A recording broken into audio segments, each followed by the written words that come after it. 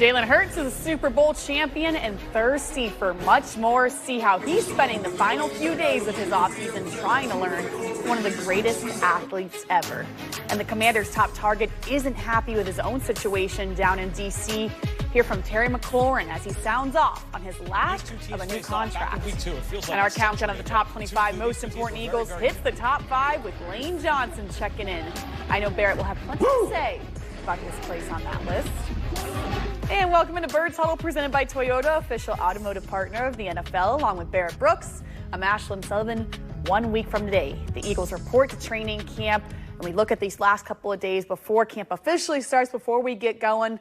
What's that like? You got to be scrambling to get ready. Oh, scrambling to get ready. You got butterflies. You got to do a conditioning test. You got to make sure everything shut off at home, because when you go, I played in Pittsburgh, so I had to go out to Pittsburgh. So I had to shut everything out in my house, get my family ready, get up there. But the biggest thing is you're going into this season, especially that first year that I won the Super Bowl, going into that season like, man, I was the man this last year. I won a Super Bowl.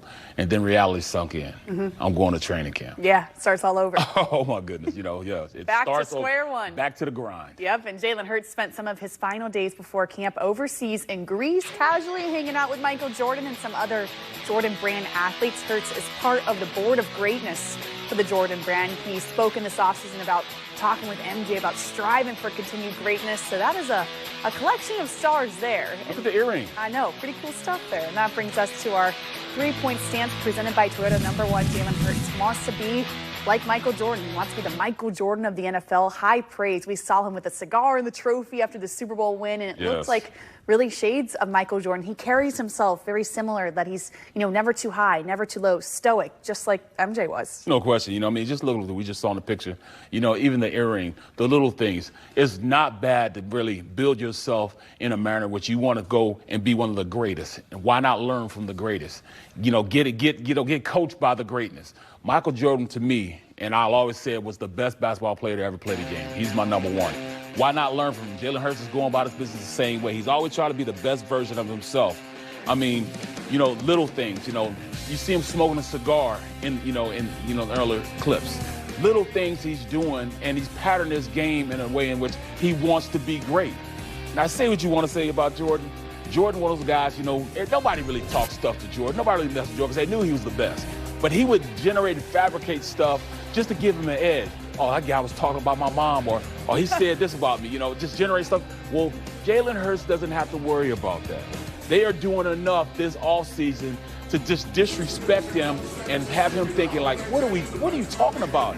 You don't have me in the top 5. In fact, you don't have me in the top. You have Herbert in front of me. The disrespect is real. You got Jaden Daniels. He was a rookie last year. Yes, he played great last year. Yes, he did. And the expectation is he's going to come into the season and do the same thing. But he hasn't done that. We're talking about a guy in Jalen Hurts that's won a Super Bowl, been to a Super Bowl, outplayed the best quarterback in the league twice, and you're still going to disrespect him like he doesn't have enough to be in the top 5? I have him as my top 4, but not top 5? Come on now. Herbert's in front of him, Daniels in front. The disrespect is real, and this is what's going to get him driving, that driving force, and make him, just like Jordan, go out there and prove everyone wrong. You saw what Jordan was. You saw the capacity he has as being the greatest athlete in the world. You see how people clamor to him. I'm just seeing the same thing. Jalen Hurts, let's go out there and do it. Let's make all these unbelievers aware of what they're doing and what the mistakes are that they're making. Right, and as much as Jalen Hurts says that he isn't paying attention, we all know that he is, and using it as motivation. And speaking of number 2, Howie Roseman is always ahead of the curve. Yesterday, the Jets gave receiver Garrett Wilson a 4-year, $130 million contract, so he now earns $32.5 million per season, more than A.J. Brown, who's at $32 million per year. And this is how this team, the Eagles, stays successful. You keep everyone happy, right? Everyone is paid before it gets too late. Like all these contract situations, it almost is boring that the Eagles are coming into camp when none of this drama that you're seeing of people unhappy, they ain't getting paid. You got to get them under fair market value. That's how you keep teams and keep teams consistent, because you pay the players when they haven't gotten to the market yet. Dallas What are they doing? You got one of the best defenders in the NFL, and you don't bring him to the table yet for his big deal going to the set. You could get him signed right now for under that. Why did you sign him before Garrett? If you'd have signed him before Myles Garrett, then he'd have set the market, and then Myles would have had to jump over him. Instead, you have to jump over Myles. So, I mean, it just doesn't make sense. I love the fact that, you look at the Eagles, they know the pulse of the NFL. They know who needs to get paid, who doesn't need to get paid. They keep their players happy by signing them before they hit the market.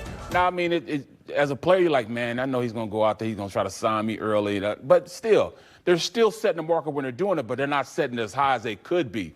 We paid A.J. Brown. We didn't have to.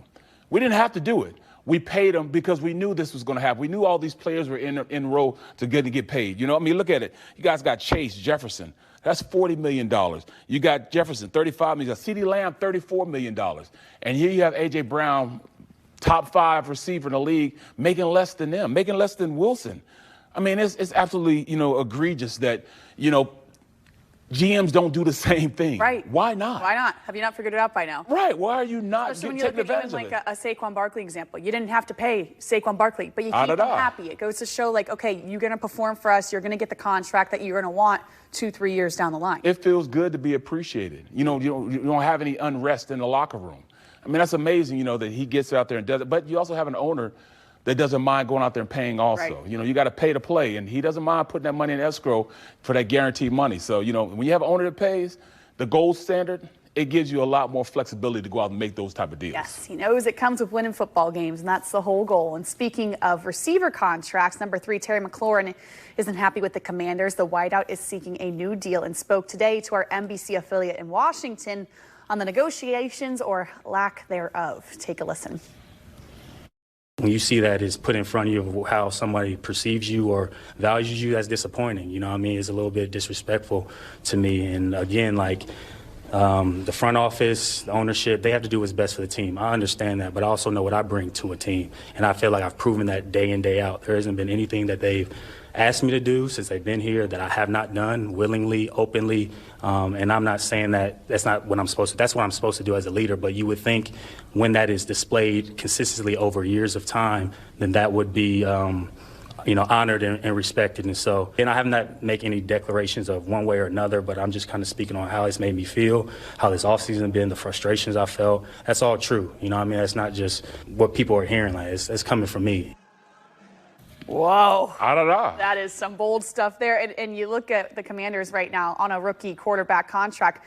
Now's the time to pay a guy like this. One of your best weapons. And now you look at, he sounds very frustrated, rightfully so. Sounds like he's going to hold out for training camp. That's not what you want to see with the Commanders. Well, is what I want to see with the Commanders. Well, you want to see here. But we love it here. But, come on now. The guy, Terry McLaurin, he wants to get paid. He understands, that his time in the league is becoming, short. He turns 30 in September. So when you're a guy that's going into this next deal, you want to be compensated for what you've done on the field.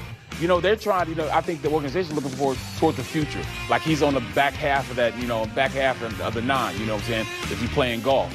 He's on that back half now, going into 30 years old. That used to be the thing, you turn 30 years old, you're not going to get the big contract. Well, it's different. He has performed. He's had 1,000 yards, each of the last 4 or 5 years? He's had 1,000 yards. He's proven that he is. He had 13 touchdowns last year. And you're not giving him a contract? To me, that's one of those things where we don't have to deal with that. We don't have to have that unrest in our locker room. That's doing nothing but hurting that team. Oh my God. You don't have your best receiver going into camp when you have a rookie quarterback who's on the clips to be, really, really good. You're not going to have your best weapon there. You got a disgruntled employee. If he does come back and they don't give him a deal, he's going to be playing it out. They don't have a snowball's chance. It might be the same situation that you had with Saquon Barkley, the Giants just went through. You don't want that unrest. That's why I love Howie and the way he goes and conducts his business. He gives guys under fair market value because he signs them early. They don't have to worry about disgruntled employees. Yeah. I love it. That's going to be interesting stuff there. Star players, pay them. Right. It sounds pretty easy. Yeah. And with that, time for the playbook presented by Supercuts. When we come back, we're into the top 5 of our most important Eagles. Lane Johnson says he's playing the best ball of his career.